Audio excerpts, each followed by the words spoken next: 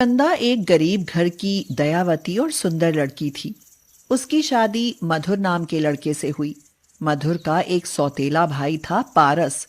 वह मधुर से बहुत जलता था। चंदा ससुराल पहुंची तब उसे पता चला कि उसके ससुर ने अपनी सारी संपत्ति का मालिक पारस को बना रखा है। चंदा की सुंदरता को देखकर पारस की नीयत चंदा पर डोल गई। बस एक बार ये मेरे कब्जे में आ जाए तो मजा ही आ जाए। एक दिन वह चंदा के पास जाकर अपना प्यार जताने लगा और कहने लगा, देखो चंदा, जब से मैंने तुम्हें देखा है ना, तब से तुम्हारे ही ख्यालों में खोया रहता हूँ। तुम मेरी बन जाओ बस। वह चंदा को पकड़ने के लिए आगे बढ़ा कि चंदा ने उसको एक झापड़ मार दिया। तुम्हें ऐसी बात करते शर्म नहीं आती? मैं तुम्हारी भाभी हूँ।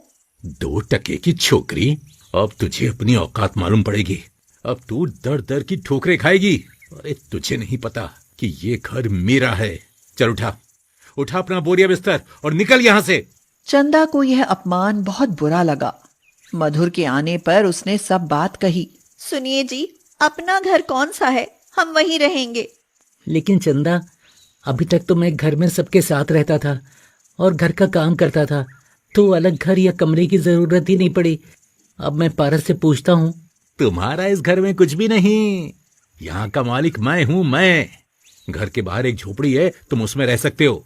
ठीक है, मेरे खेत तो मिलेंगे ही ना, मैं खेती कर लूंगा। रहने का क्या है, कहीं भी रह लो। पापा ने खेती मेरे नाम कर दी है। मेरी मम्मी ने शादी उसी शर्त पर की थी। चंदा बेचारी अपने मायके से भी ज्यादा गरीबी में आ गई। मधुर ने अपनी स्वर्गीय माँ का फोटो और कुछ सामान उठाया और चंदा के साथ झोपड़ी में रहने चला आया। मधुर अपनी माँ की फोटो के सामने खड़े होकर बड़ी दुखी आवाज में बोला, माँ, माँ, मुझको अकेला छोड़कर क्यों चली गई तुम? ये दुनिया बहुत खराब है माँ। अभी आज चंदा ने कुछ बनाया भी नहीं था। घर में कुछ था ही नहीं। मधुर समोसा खरीद कर ले आया और बोला, लो चंदा, अभी ये समोसे खाकर पानी पी लो, फिर कुछ करता हूँ। अचानक बाहर से किसी की आवाज आई। क्या कोई घर में है? चंदा बाहर आई तो उसने देखा कि एक बूढ़ी औरत खड़ी है और कह रही है, बेटी, मैं बहुत भूखी हूँ, मुझे कुछ खाने के लिए ला कर दो, वरना मेरी जान निकल जाएगी। अभी तो मैंने कुछ बनाया भी नहीं है, लेकिन रुको तो, मैं कुछ ला कर देती हूँ। चंदा ने समोसा लाकर उस बूढ़ी महिला को दे दिया। और लाओ कुछ, बहुत भूख लगी है। चंदा ने सारे समोसे उसे दे दिए। तुम दोनों बहुत दयालु हो, अब तुम्हारे सारे दुख दूर हो जाएंगे। लो, यह बांस का पौधा अपने घर के बाहर लगा दो। ये पौधा मामूली नहीं है, बल्कि सिद्ध बाबा का कल्पतरु है, जो मन के सच्चे लोगों का जीवन संवारता है। वह बूढ़ी औरत वहां से चली गई। चंदा ने बांस का पौधा बाहर लगा दिया। उसकी हरी हरी पत्तियां आश्चर्यजनक रूप से कोमल थीं। वह बहुत तेजी से बढ़ रहा था। कुछ पत्तियां तोड़कर चंदा ने जांच करने के लिए साग बना लिया। वह दंग रह गई और बोली, इतना टेस्टी साग भी हो सकता है?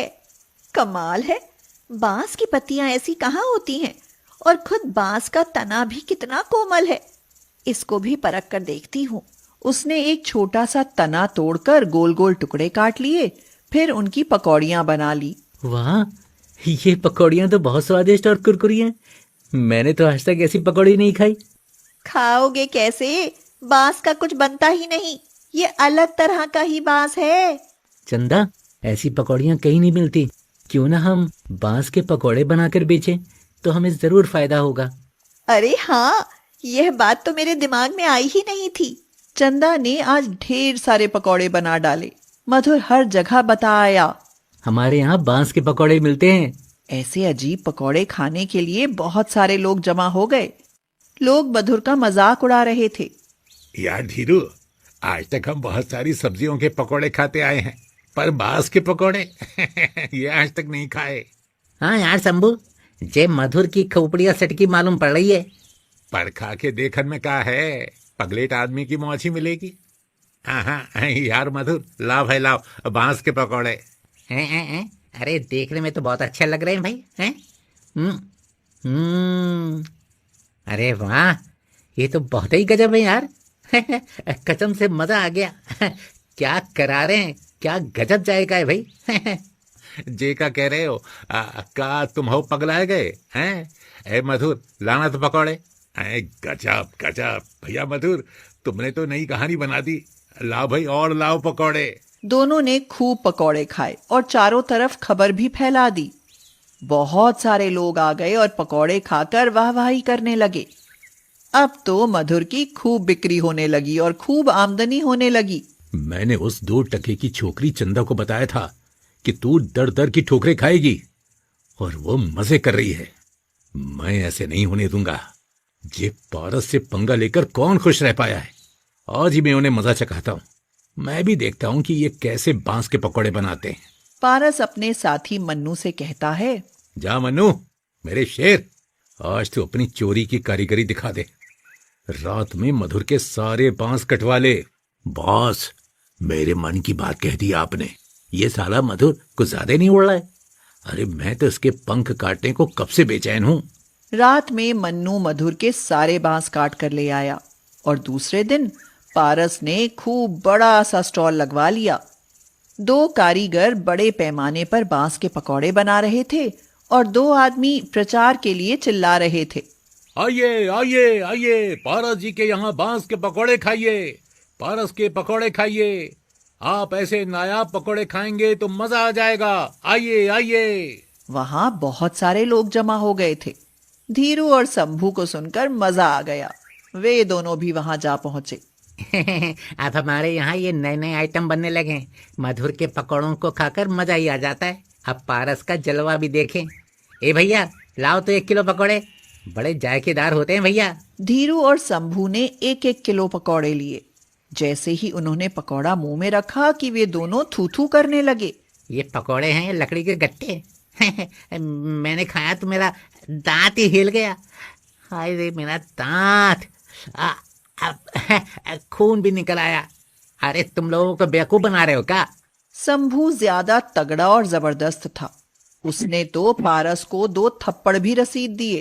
साले, तुम इतने मक्कार और चोर हो कि मधुर की चोरी कर ली, और हम क्या जानते नहीं है कि तुम उस गरीब की जोरू पर भी गंदी नजर रखते हो। वहां मौजूद सब लोगों को पारस की करतूत पता चल गई। वे बहुत नाराज हो गए। गुस्से में पारस का सारा सामान सब लोगों ने फेंक दिया। पारस बहुत शर्मिंदा था। सब लोग उसे मधुर और चंदा के सामने माफी मंगवाने ले गए। मुझे माफ कर दो भैया, माफ कर दो भाभी। मैं बहुत नीच हूं, लेकिन मैंने सजा भुगत ली है। चंदा और मधुर ने उसे माफ कर दिया। मधुर के यहाँ फिर से बांस तैयार खड़े थे। उसने पकौड़े बनाए। उसके यहाँ सारे लोग खाने पहुंच गए। सबकी हमदर्दी मधुर और चंदा के साथ थी। कुछ वर्षों में मधुर और चंदा की इतनी आमदनी हुई कि उन्होंने अपना होटल भी बनवा लिया।